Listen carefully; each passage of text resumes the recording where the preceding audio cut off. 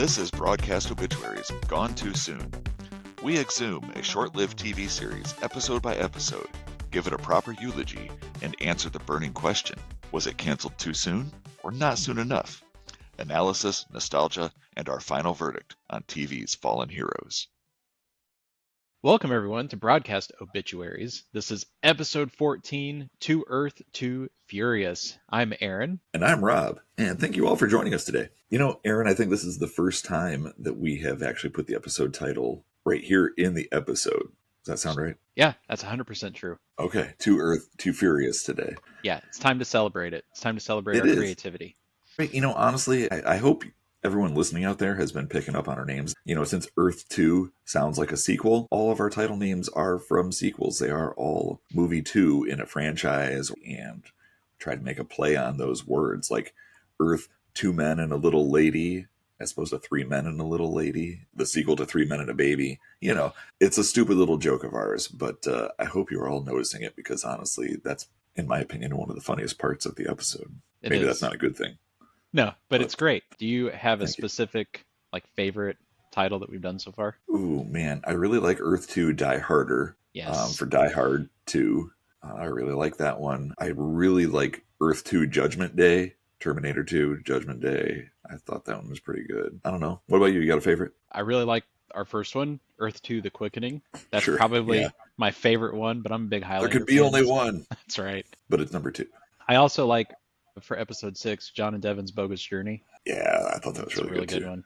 Personally, yeah. I think we're going to be fans of all of our titles, and that's fine.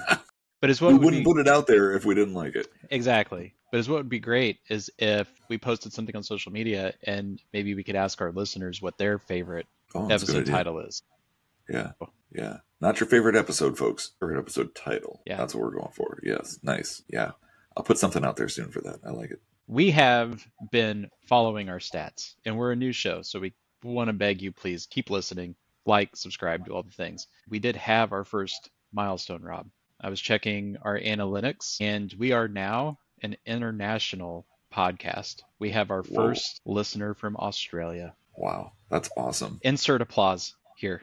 Yeah, That's awesome. I think it's pretty cool. I don't know. The person might have clicked on us on accident, listened for a minute and been like, nope, turned it off. But I'm counting it. We're international now. We're international. So, hey, if you're still listening out there, our friend from the land down under, we appreciate you, and keep listening. Yeah. Drop us a line, broadcastobituaries@gmail.com or at broadcastobits on the socials. Yes, please do. We want to hear from you. And that goes for anybody. If you're listening, drop us a line. Tell us what you think. Should I put in my phone number? I'm going to put my phone number out here, and you can put your phone number in there. I've already put your phone. I already sent your phone number out on X, so we're good. Dude. People are going to start calling you. Is that why I've been getting more spam calls lately? I told them you were the complaint line, so Thanks. enjoy. Appreciate it. We've kind of been doing with our last few episodes. We thought we'd talk a little bit about what was going on in the world around the time that this episode came out. So our episode today came out on Sunday, March 26th of 1995. So what was going on in the world around that date? There's a couple things, you know, as far as like the music at the top of the charts. It is still Madonna's Take a Bow. I believe that's the song that was at the top for the previous episode as well, which was, I think, just a week before this one. So that is still the top song. Outbreak is still the top movie at the box office. So no change on either the music charts or the box office. I will point out that, let's see, it looks like 5 days after this episode, there was a film that came out. It's a little project called Tommy Boy. Oh, man.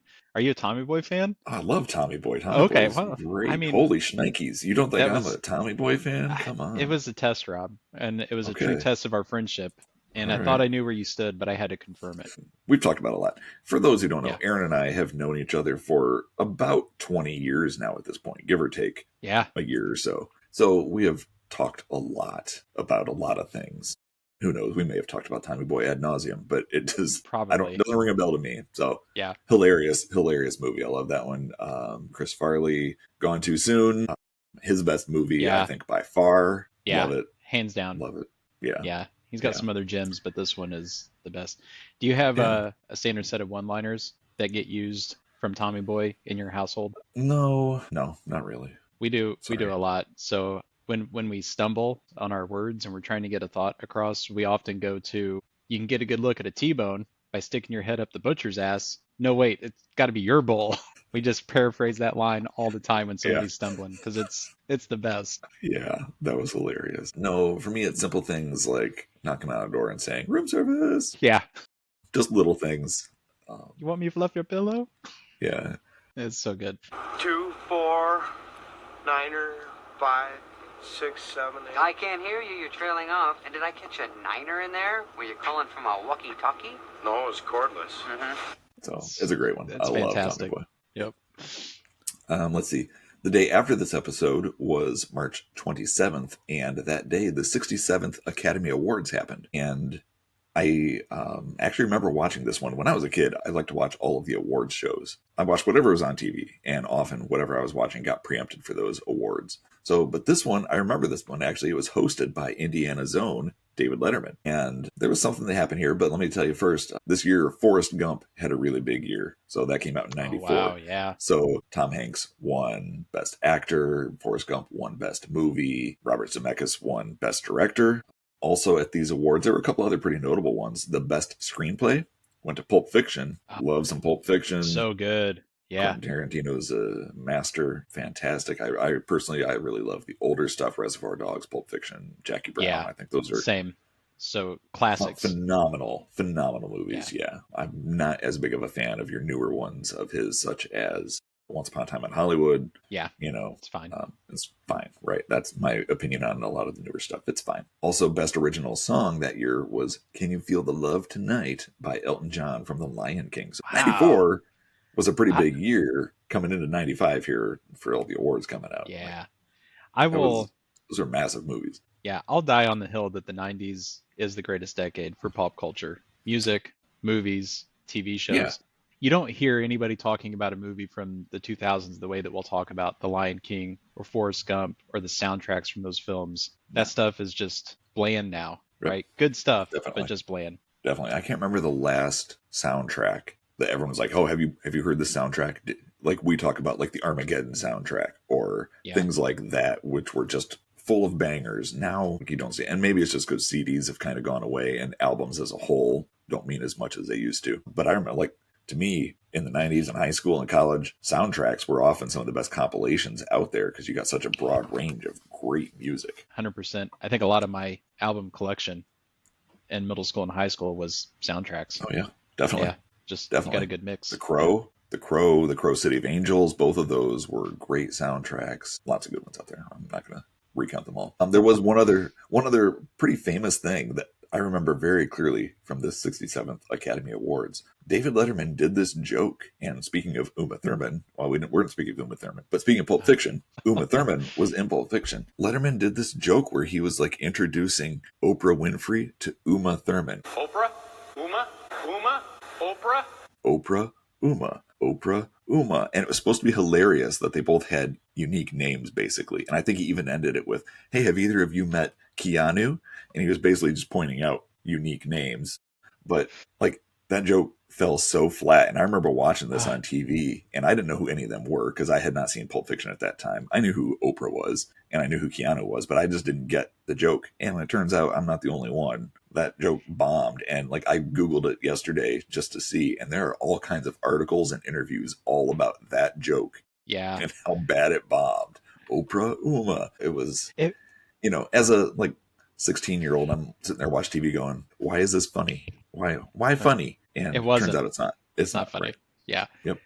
It fit, though, if anybody watched David Letterman on his Tonight Show, it was very much his style. I don't think it translated well to a big award show, right? So, but because it felt like a Letterman joke to me. And not all of his jokes are funny. He just likes to try to point out the obvious. And yeah. So, yeah. One thing he said about it in an interview was like, it might have helped if I actually knew where Oprah and Uma were in the crowd. He didn't even know where they were.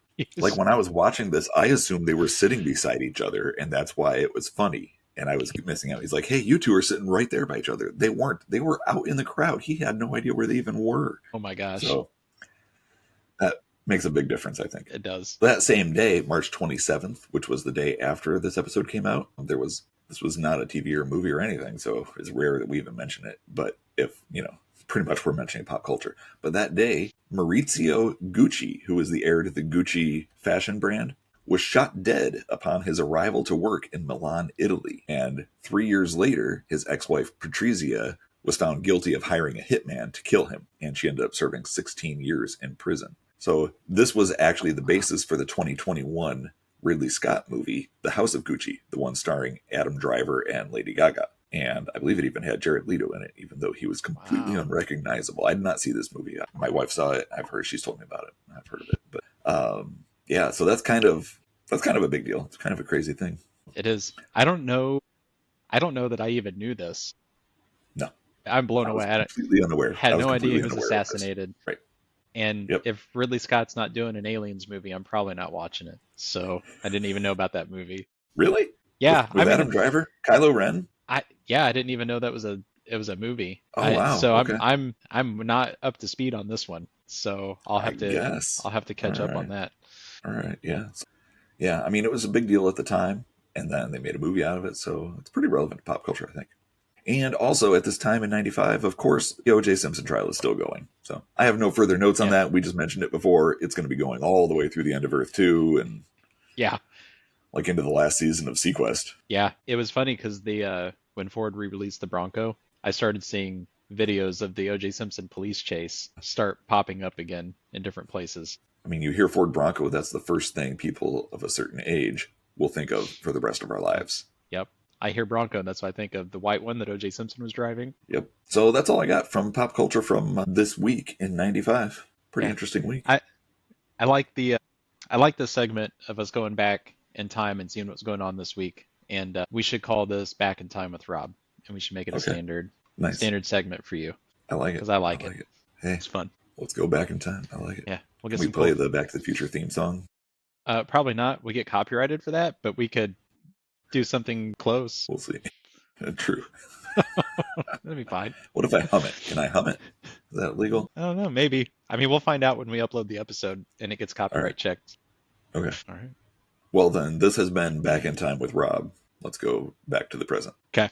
Yep. So this week, we are watching the Earth 2 episode, Brave New Pacifica, which aired on March 26th, 1995. The TV guide description reads, after the group plans to scout ahead toward New Pacifica, a Grendler ransacks Julia's medical supplies and later kidnaps her. Then Danziger and Alonzo search to find where she is and why the Grendler can obtain seawater. Yeah.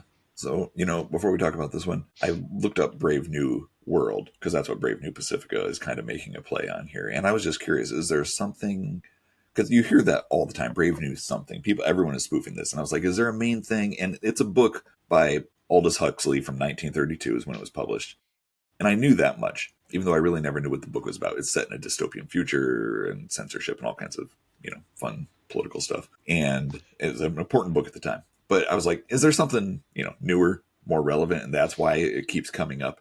And there's not. Like, literally everyone is just spoofing it. It just has the perfect name for a certain type of spoof, basically. That's it. Everything goes back to that. Although I did find that there was an episode of the TV show Sequest DSV, which is why I just mentioned it a minute ago, that was also released in 1995, although it came after this. It was in September of 95, but they had an episode of that show called Brave New World. Like, it was an exact name. It was the season 3 premiere. Season 2 was wrapping about the same time as Earth 2, season 1, and they went to that one. So, did you ever watch Sequest? Yeah, I watched Sequest. Yeah, okay. I thought we talked about this maybe on the last an episode where we talked about animated. No, that was C-Lab. C-Lab, sorry, Sequest, the actual live action show. Yeah, I'm familiar with it. with Roy Schneider. Yeah, I didn't watch all of it, but me either. I saw some of it. Yeah, like I saw some of the first season. I really liked what I saw in the first season. Apparently, season 2 got wild and wacky, and then went off the rails at the end when their submarine was abducted by aliens. When aliens had zero part in that show to that point. Wow. Yeah. Did the movie Abyss come out around the same time? I don't know when the Abyss came out. I think the Abyss came out in the late 80s. It was, you're right. It's a little older. And this came out, Sequest started in 93. Yeah, I feel like the more we kind of talk about 90s TV shows, there's a lot of correlation to things that were just going on in other pulp culture books. Or, they're heavily influenced by those things that were happening. So I think that's probably still true. I think everything It is is. circular, and Yeah, something will copy something else, and then something will copy that. Yeah. And probably eventually the original will copy a copy. Yeah, I think it's It happens. hindsight looking back in the 90s, it's easier to see the connections now. You're Yeah. like, oh, wow. Come on, guys. Yep. So, Be original. yeah. Nope. They were all original with each other. All right. So just thought I'd mention that about the Brave New World. No, yeah, that's cool. I've never read the I can book. cut all that out if you want me to. No, I never read the book, and I didn't know it was Me either. dystopian. I thought it was, like, my assumption was that it was going to be, like, about Christopher Columbus discovering, America. And, like, I didn't know. I was like, I don't know. It didn't sound Nope. It's in a interesting to me. dystopian future. Yeah. I like futures, dystopian set types of books. I don't really have much interest in reading that one. There's plenty of current ones if I really want to. So, Brave New Pacifica. So, the general plot line for this episode is they essentially find a portal. It's going to let them travel places. So, just know that it's going to get weird when we talk about it because this portal doesn't work like any portal you think of. And I don't even know how we're going to explain that when we get to it, but I'm sure Rob will take us down that path perfectly. Thanks. Pressure.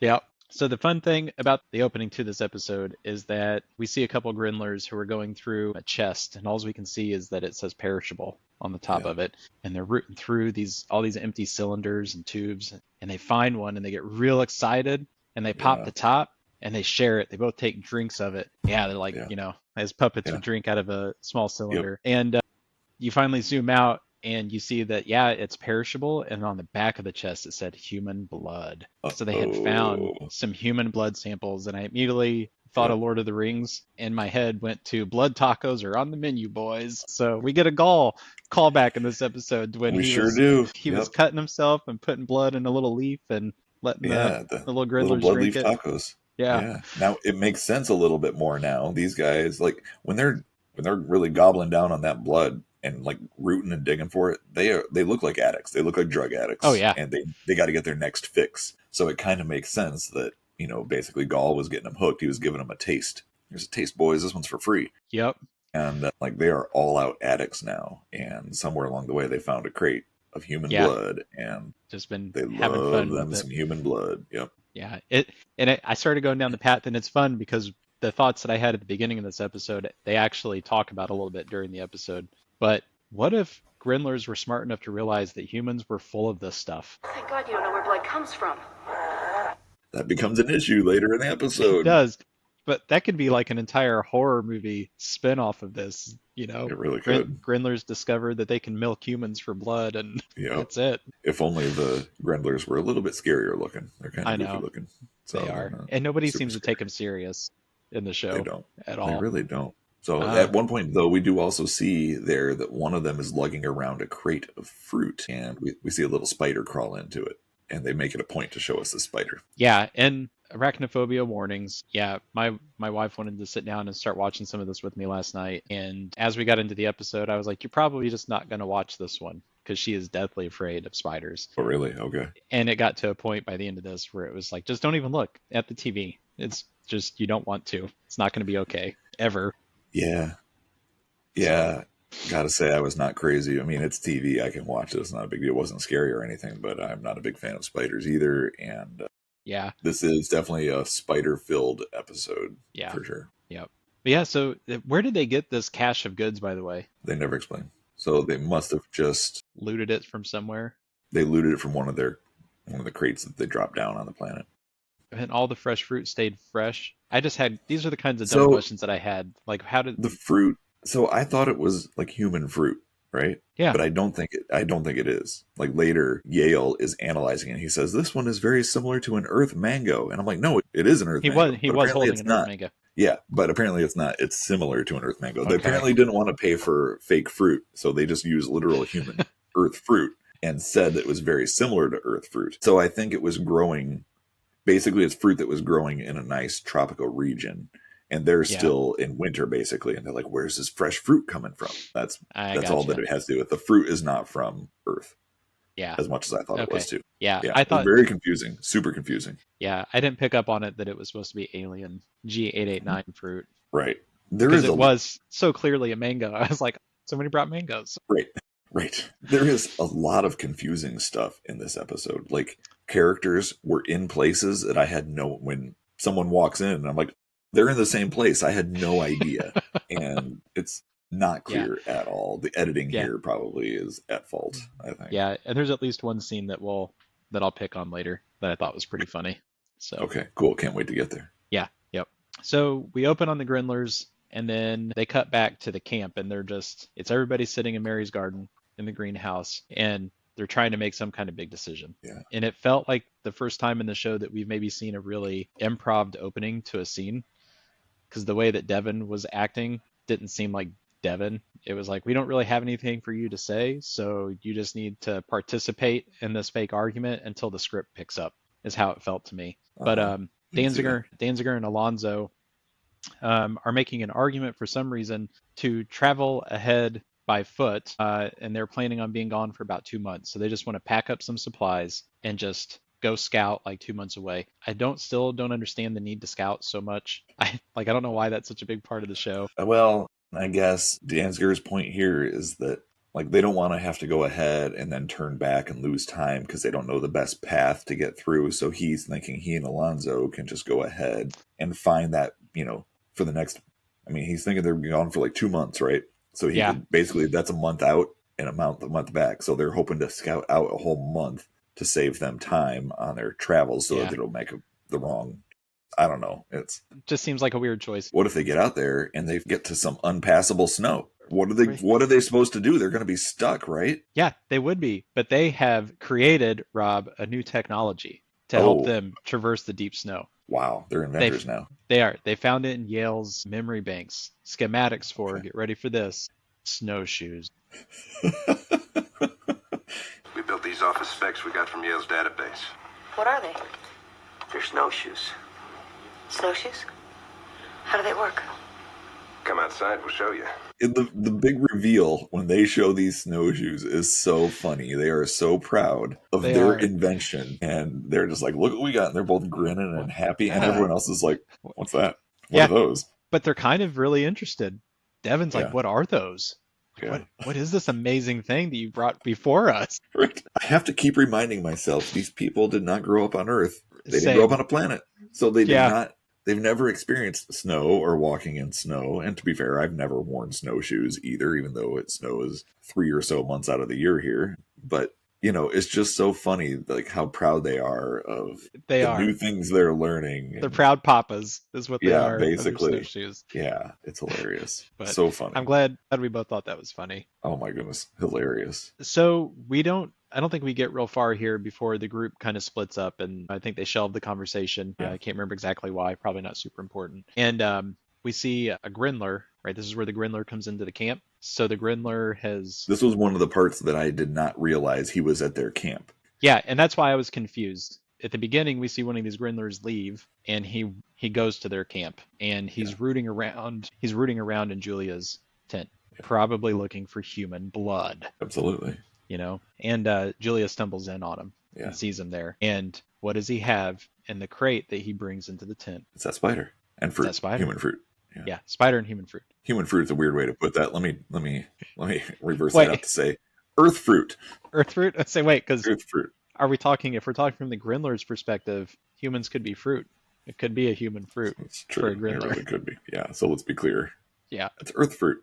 Yeah. But then he gets bit by that spider, though. He gets bit by a spider, and this is the part that's a little weird because in one description that I read, the summary for the episode says that when the spiders bite, there's 2 different kinds of spiders. There's one that will make you fall in love. There's one that will make you like angry and aggressive. I don't really think the Grendlers were the best way to try to show those emotions when they got bit by these spiders because I did not pick up on it. They seem to be the same always to me. So I mean, you pick it up on this guy here, right? So he gets bit. The first one. He basically passes out. It looks like he's swooning. Julia comes walking in, and he's looking at her all moony-eyed, and then he picks a flower and gives it to her. So they made it pretty clear. They used props to convey the emotions. Yeah. But later in the episode, she gets held, spoiler, she gets held prisoner by a Grendler for much of the rest of the episode. I thought it was this guy the whole time. I didn't realize that it was the other one. Yeah, and they take their time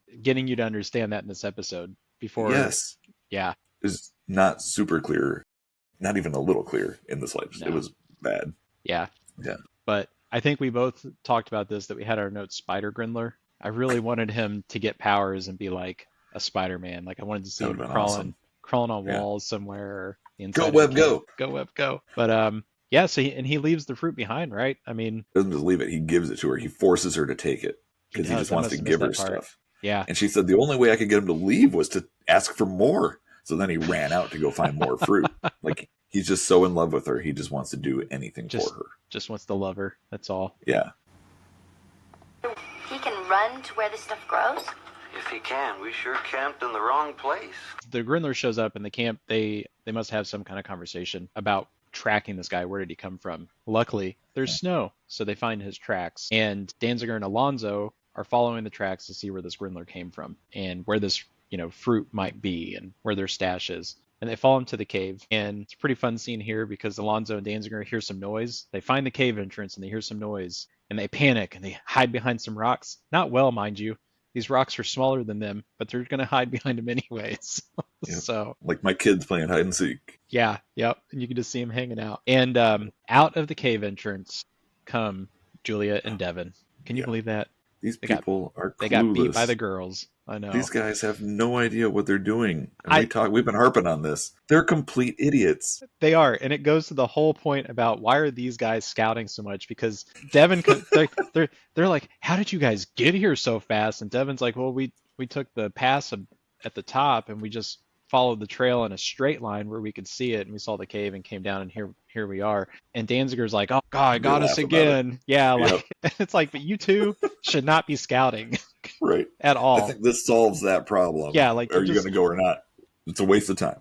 Yeah, just stay behind because you're not going to get far in a month. That's for sure. You're just going to go drive around in circles for 2 months and then come back to the camp. And that's all it is. Yep. Yeah, I remembered it was somewhere in the stuff that they got from the Grendler, there was like a little video feed or something, and they believe it's from their comm dish that they launched and that went down to New Pacifica. And they're like, this Grendler has been to New Pacifica. We got to figure out what's going on here. How did he get there? What's going on? So that's why they're trying to track him down, track him back to his cave.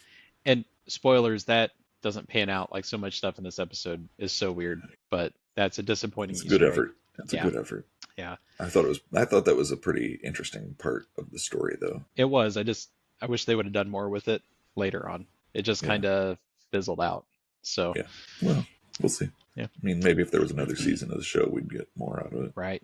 Yeah. So anyway, so they do get to that cave, and in there they find that crate of human blood and a whole lot of spiders. There's spiders everywhere and spider webs. They're everywhere. But that's when they realize that the Grendlers are sucking down human blood. Yeah.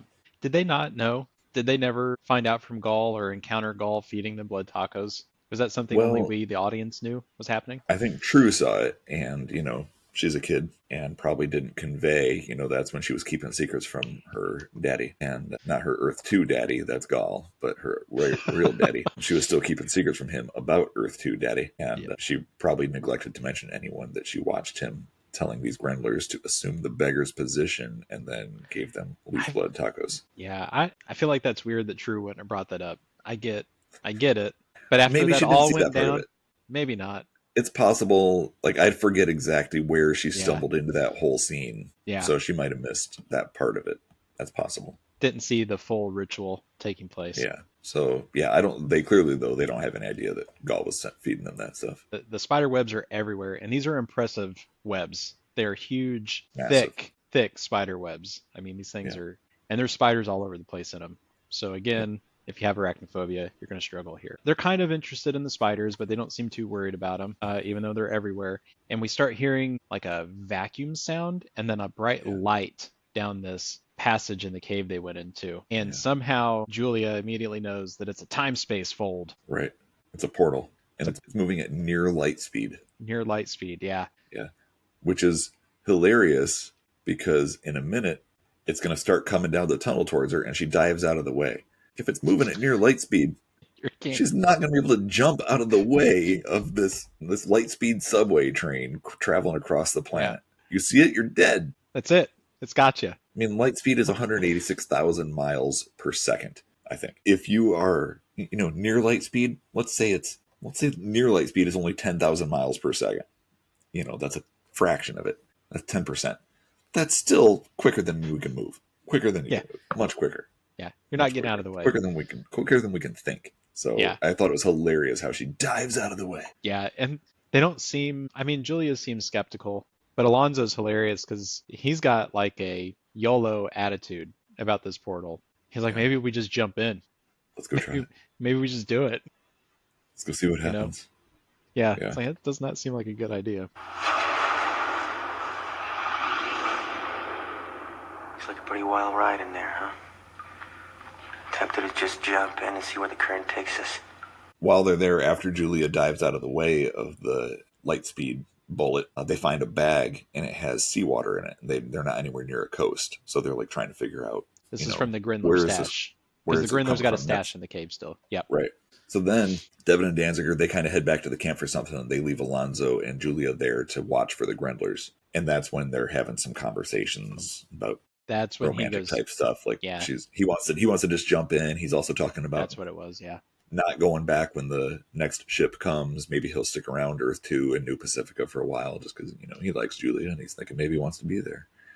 Devon and Danziger are doing this whole other scene where she seems a little flirty with him. She's like, hey, why don't you want Alonzo and Julia to be together just because, you're the only loner on this planet? And it was kind of weird considering we just came out of an episode where she was, all over some dude that was from her dreams, and that she immediately, like, as soon as they got here and he started macking on her, she fell for it and like fell into his bed, and then he got killed, and then she's dreaming about him still, and now she's getting all flirty with Danziger again. I mean, I'm really not cool with the way she is treating her men. She's got desires, I guess a woman has needs. And so they're talking about it while they're gone. Alonzo decides they need a fire there in the cave, and he goes wandering off. And while he's gone, one of the Grendlers pops in. A Grendler stumbles into the caves, and he finds her backpack, and he's really angry, and they're kind of struggling. He pushes her down. She conks her head and passes out.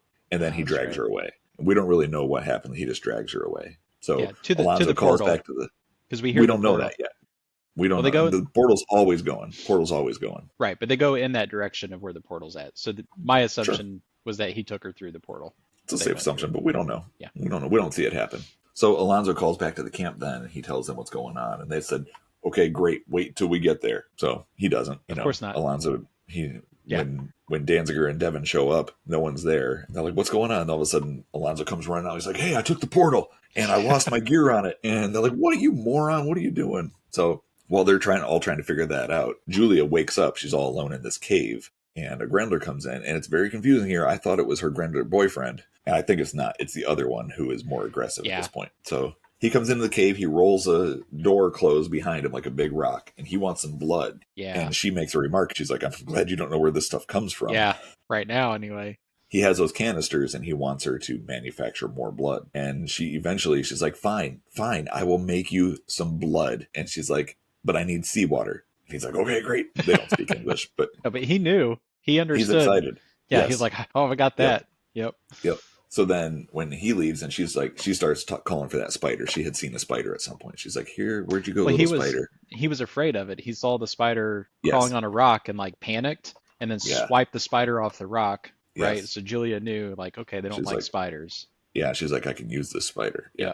So she's looking for that. And then we go back to Devon and Alonzo and Danziger all taking the Lightspeed tunnel together. Yeah. And that's where we find Devon on a beach. So Devon got spit out somewhere close to a beach. Alonzo shows up on the beach as well. But poor Danziger looks like he's stuck in a wall in the cave. So he's in a real tight crawl space. And he doesn't know where Devon and Alonzo are. And he doesn't know how to get out. He's just got his flashlight, and he's trying not to panic. You can tell he's a little worried at this point. But they don't explain until later how Danziger got separated. But at this point, they do, yeah. Yeah, they mention it. Yeah, Devon gets mad at him about it. They have a little lover's quarrel about it. Right, spat. Right. Yeah. But so for this part, Devon and Alonzo are just looking for Danziger. They're on the beach, running around. They're trying to track Julia. Alonzo picks up Julia's signal, but says she's out in the ocean. Like she's tracking us way out in the ocean as they're standing on the coast, which I was like, doesn't make any sense at all. So I'm still confused about that.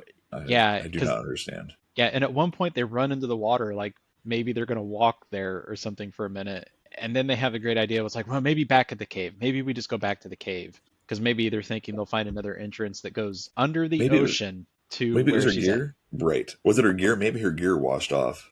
at. It's a possibility, yeah. Like maybe her gear, but they just I don't don't do a know. good job of explaining those things in this Not at episode. all. So it's all Not it's at very all. confusing. Yeah. But Yeah. we cut back to Julia, who's been making blood. She's been synthesizing the blood. Right. And the Grendler's Pretending. he's getting a little impatient, but He's like a greedy little kid. he is. He's like, at one point, she just pours the seawater into the tube, and she's like, gimme, gimme, gimme, gimme, That's gimme. it. Like You've done it. Yeah. Yes, you've done it. You're a genius. Give it to me. I And want she's it. like, no, you idiot. It's Yeah. water. You saw Yeah. me. Yeah. She ends up grabbing that spider, and then she makes a show of pouring it into another canister and putting the cap on. And then she hands that to the Grendler. And the Grendler now is real excited. He's like, I got my fix. Here we go. He pops that Yep. top and he tips that canister back. And this was honestly a hard scene for me to watch because I'm not terrified nor am I just generally scared of spiders, but I don't want to see one crawling on somebody's face. And this poor Grendler dumps a spider into his mouth, starts crawling on his lip, goes inside his mouth, and then it bites him. And it looks like he is dying from the pain of this spider bite. I mean, he is not doing okay. And I don't know if this is a love spider or an aggression spider. Who I don't knows? know which one it is. But the Grindler falls asleep, passes out. Yeah. And this is the scene that I need to pick on. Multiple times in this cave where Julia is being held captive, we see the Grindler close the door to the cave, walk down a clear path to the cave, walk up the same path, open the door. There's very clearly a path that Julia has seen this guy use multiple It's like times. a wheelchair ramp. Like it's a ramp. Yeah, it's just a ramp. Perfectly smooth. Just walk up. There's no obstacles. Just go. Just walk. As he's sleeping, she takes the time for some reason to stack up all these rocks really close to this Grendler, loose rocks, because she can't use the path. She has to climb the rocks to climb over the wall where the door's at, literally 3 feet to her right. It's a path you could just walk up. So stupid. And it makes zero sense. It was like, why? And it's very clear that they didn't have another way to get this Grendler back into the story. So they created this so that when she was climbing the rocks, a rock could tumble, hit him, and wake him up. Wake him up. And catch her before she can escape. I But don't understand why she couldn't have just maybe struggled. Maybe the door was heavy, so she struggles with it, and the noise wakes him up. That's all there is to it. Yeah. Why do we got to have this stupid scenario that they concocted? It's ridiculous. I saw her stacking the rocks, and I was like, What are why? you Just doing? walk. Just walk. Like I didn't know what she. I was like, why is she? What's going on here? What's she stacking up these rocks Yeah. for? This is gonna be good. Yeah. Nope. It was dumb. Stupid. So dumb. Yeah. But Yeah. So he does wake up then. He He's does. ticked. He's mad, and he starts fighting with her. And then the other Grendler comes in, and apparently that's the love Grendler, the one that her boyfriendler. And that's when I realized I thought the other one was her boyfriendler, and it turns out it's the other one. So this whole time I had the wrong one in mind because you can't visually distinguish them apart. No, they're identical.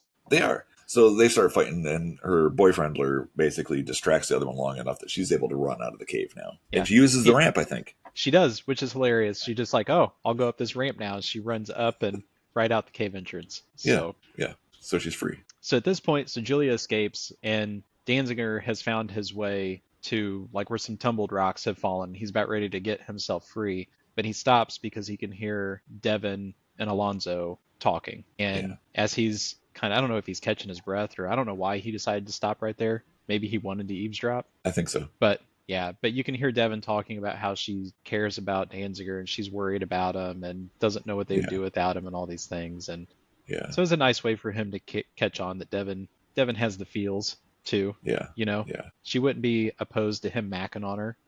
And then Danziger escapes and gets out. And that's where we learn, because Devon's like, how did you get into the wall? Why did you let go of me in there? And we find out that his jacket came off and they were supposed to be holding tight to each other through the portal, but the jacket slipped off. Danziger got separated, and that's that. You want this? Nah, you hang on to it. One thing that I completely forgot about, I'm not sure I can put it in my notes, but while they were in the original caves, one of the spiders crawled into his pocket. Yeah, and that is important to note. It really I is. forgot about that, yeah. And at this point, Alonzo's like, hey, do you want your jacket back? And he's like, nah, you keep it, bro. And because, I let my friends wear my jackets all the time. Just keep them. I don't want to carry my stuff. You carry my stuff for me, man. Yeah. Come on. By the way, I got like 6 of your jackets here, dude. So You come get them. Nah, you keep them for me, man, and I expect them laundered before I get them back. All right, I'm putting spiders in every pocket. And right before this happens, right before Alonzo puts that coat on, they're outside on the beach, and Danziger realizes that based on where the sun is setting, that they're on the wrong coast for New Pacifica. They've gone the wrong way. This is not New Pacifica. This is behind the way that they're traveling. East Coast instead of the West Coast is where they went. Yeah, it's like 6,000 miles away or something like that. So completely wrong direction. Yeah. And this is what disappointed me, because we had that teaser with them finding a video feed of the satellite.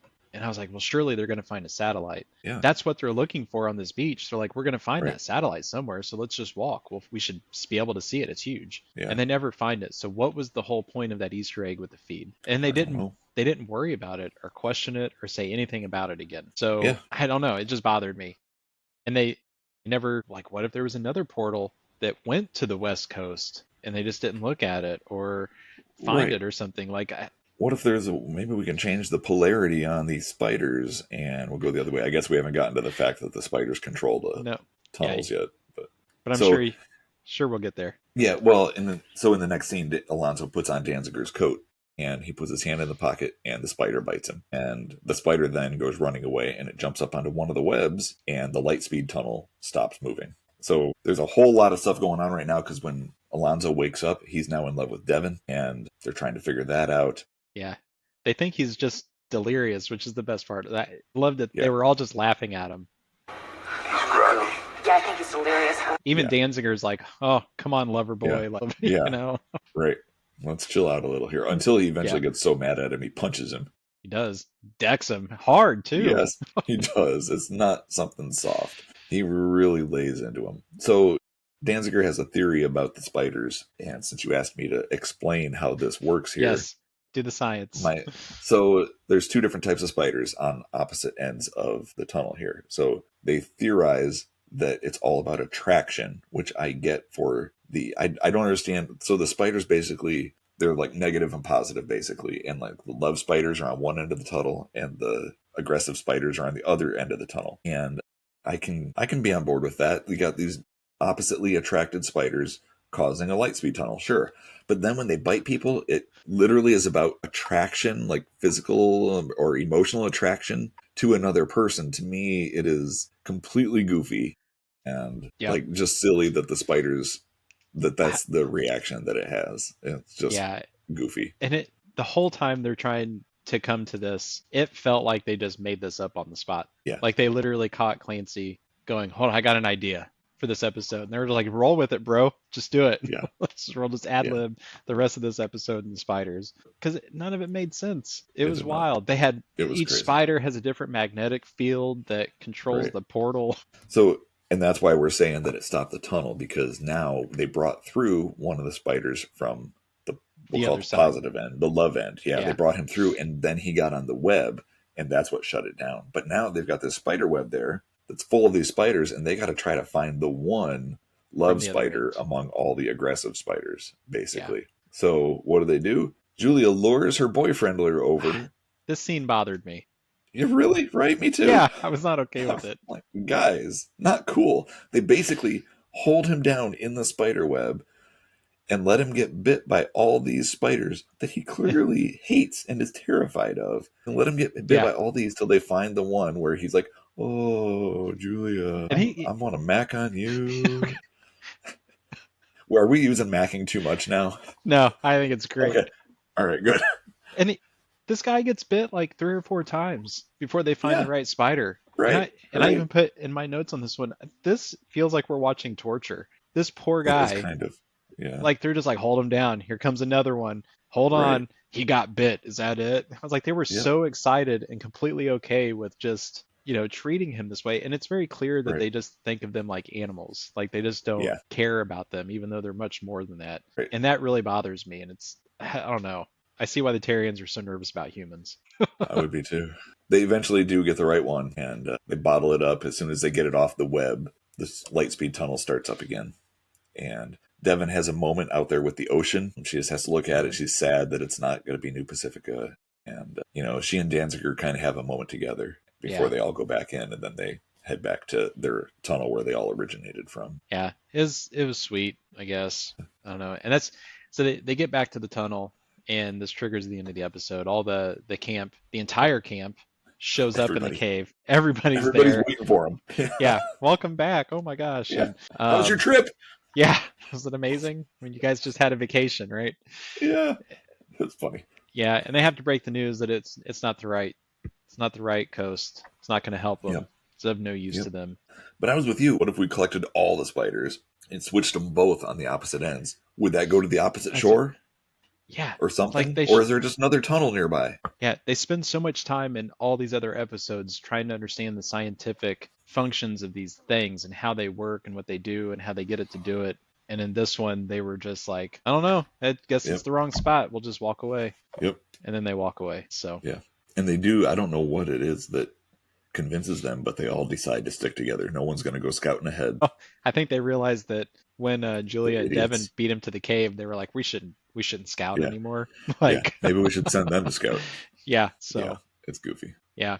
I don't know. What did you think about this one? Where were you at? You know, overall, I like this episode. I like this. It's not one of my favorites, but it is much better than like last week's episode with the creepy dream people, and it's better than the one with Morgan and Bess and their Oh. marriage issues. You know, this is definitely better than some of those older ones. The second Gaul episode was terrible. So I mean, we've clearly got some tiers of episodes. There are some definite bangers, like just top notch, like the one where Julia is the spy and they find out about her. There's a lot going on. That one's super cool. The Morganite one, the two-parter with where he petrifies, awesome.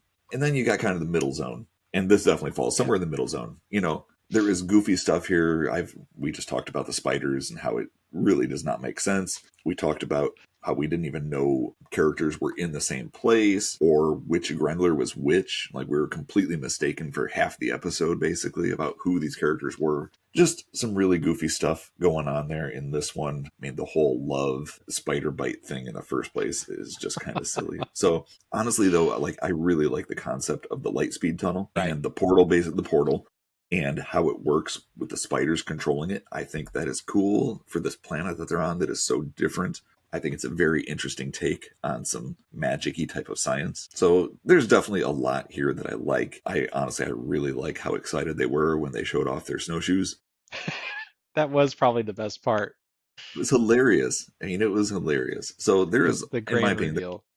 there is a lot to like in this episode, and there's a lot of goofy stuff too. Yeah, I think I'm with you.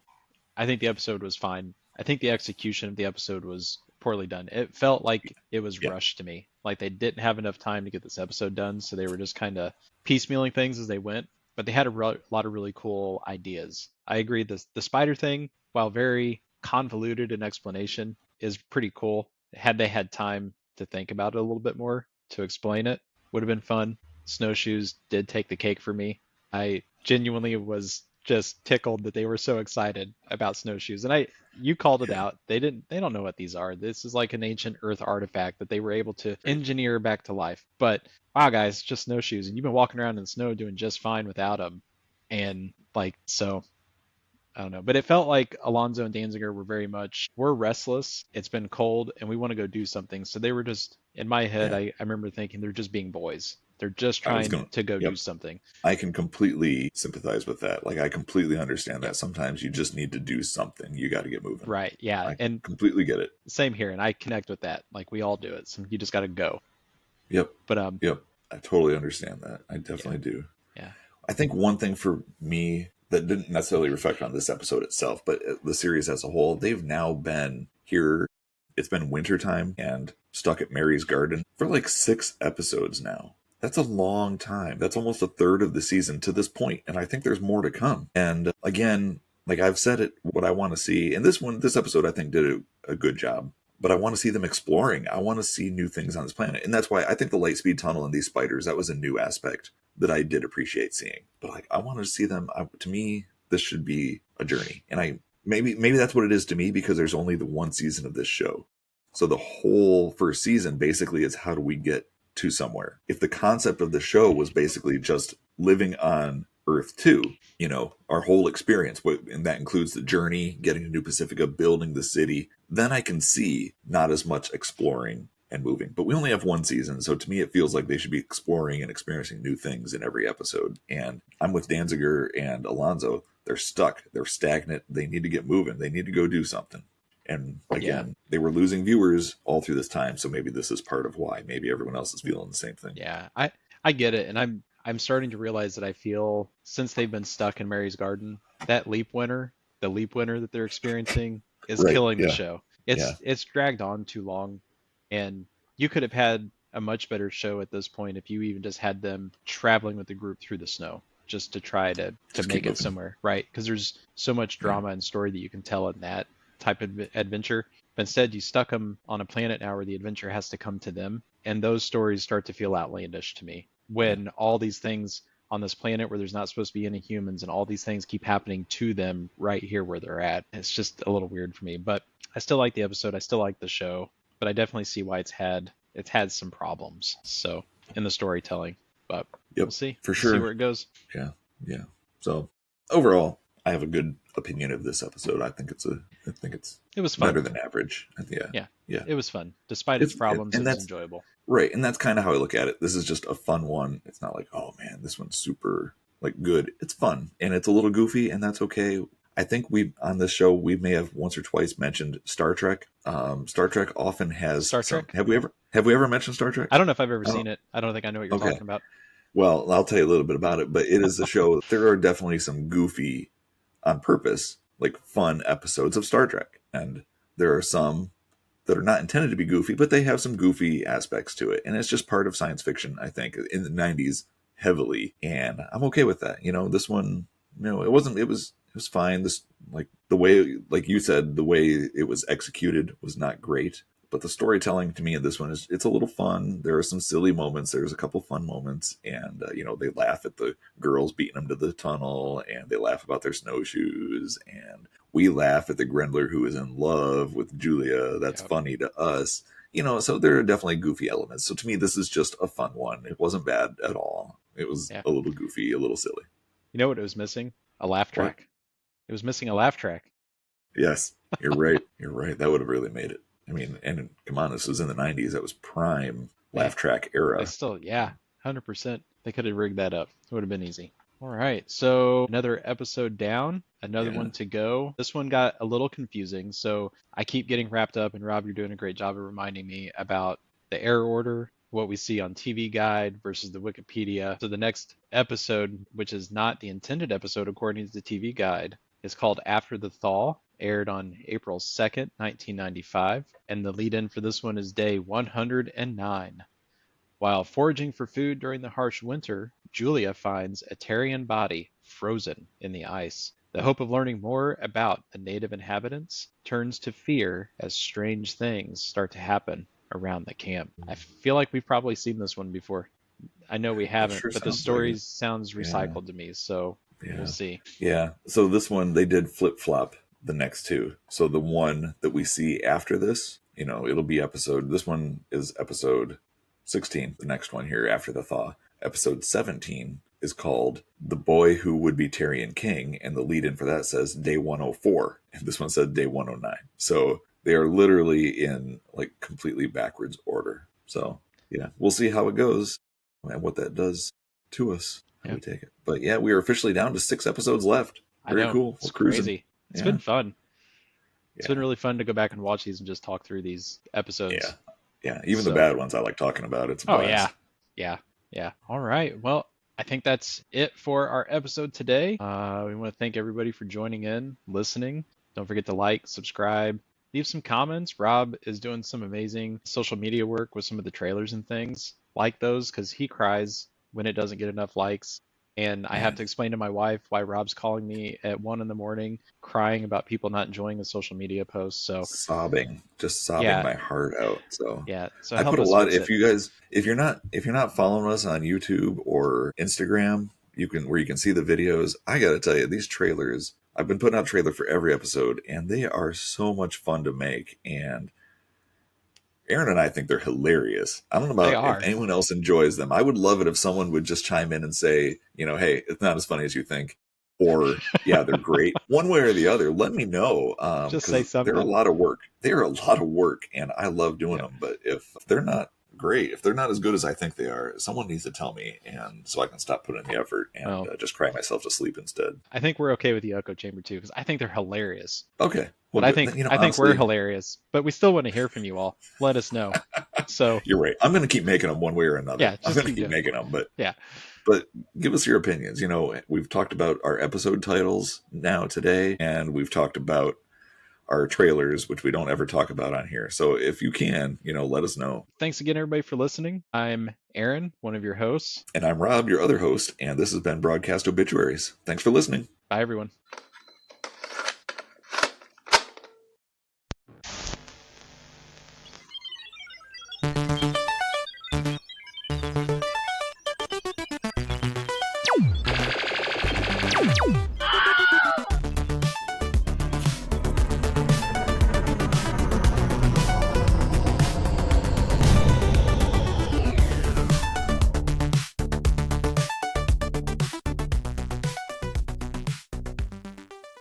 I think soda is a terrible beverage to keep your voice clear. It is.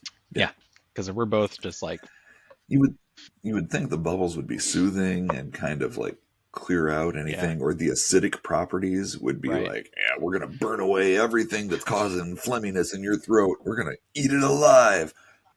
But I think it's our often feel worse after drinking. yeah. I think it's our body telling us quit putting this toxic stuff in us. Please stop. Don't you see how we react? Come on. Yeah, it's getting worse. Got home pretty late, and I was like, hey, I'm just going to take them to Taco Bell and buy them food so they can eat dinner tonight. And she said, maybe just bring something home for us too. So I went and I spent about $30 on them to eat, like 25. I think it was 25. And then I ordered food, and it was another 25 just for the two of us. Yeah. And So I expensive. don't know how it was that much. It shouldn't have been that much. Yeah. It's the add-ons That's weird. and Did I get ripped off? customizations.